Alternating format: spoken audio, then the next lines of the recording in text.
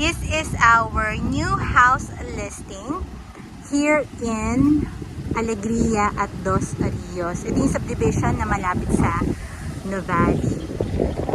So this is a single attached house worth 13.5 million. Ang maganda dito, kahit this is a FSBO or for sale by owner property, pwede siyang i-loan sa bank. So we can assist you naman in applying for a bank loan. So, ayan, kita-kita nyo. Medyo may nakaharang lang na gamit sa parking, so hindi niya may pasok sa loob. Pero kasyang-kasya yung SUV dyan. So, let's check the house. So, the lot area for this property is 132 square meter. Then, ang floor area niya ay 192 square meter.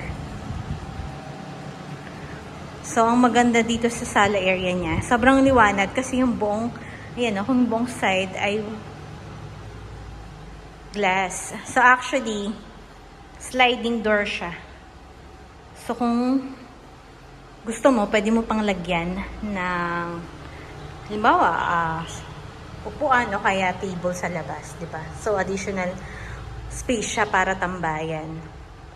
At ang nagustuhan ko pa dito, unang-una ko napansin, ay yung ceiling. Ang taas niya for a property na 13.5 million. And this is your kitchen. So, ang ganda. Meron ng center table sa mga mahilig magluto dyan. Diba? You can prepare your food sa area na yan. So, meron tayong, syempre, meron tayo dito, common CR. Then, our first room is here. Marami ng buyers ngayon ang naghahanap ng mga houses na merong room sa baba. Kasi, syempre, di ba, majority sa mga bumibili ng bahay ay, ang reason for buying is, retirement home.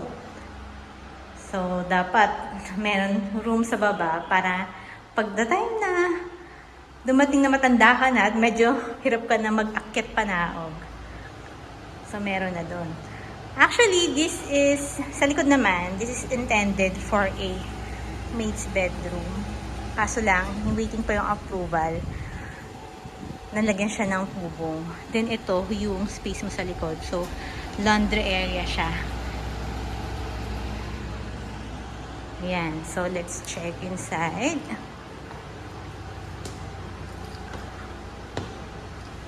Ang ganda ng kanyang modern design. Tapos itong handrails. Hindi siya kahoy. So yung maintenance niya, mas less. Kasi diba usually pag kahoy, pag tumagal, nasisira. So kaya siya maliwanag, oh. Kahit dito sa second floor, consistent na high ceiling siya. Usually pag high ceiling, mahal. So, talagang, una ko napansin dito yung ceiling talaga ang taas. So, sa taas, meron tayong 3 bedrooms. So, this is the first bedroom.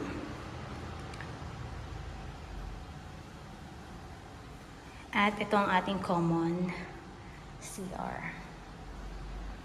This is our second bedroom. At ito ang ating master bedroom.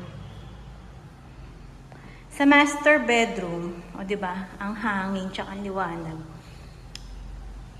Meron syempre ang sariling CR.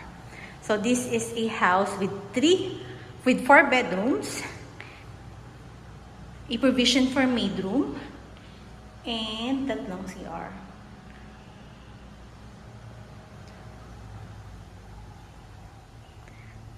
And the owner or the seller is very accommodating. Kung gusto mong furnish tong house, they can accommodate it, pero syempre iba na yung presyo. Ang laki pa nung space dito sa second floor, which is another sala o kaya family area ninyo. And check natin yung balcony sa labas.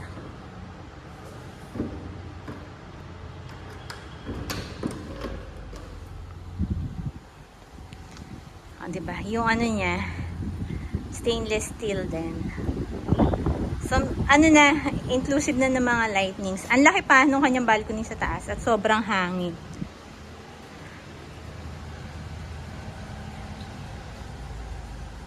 So, if you want to personally check the house, let's schedule a viewing. Have a great day.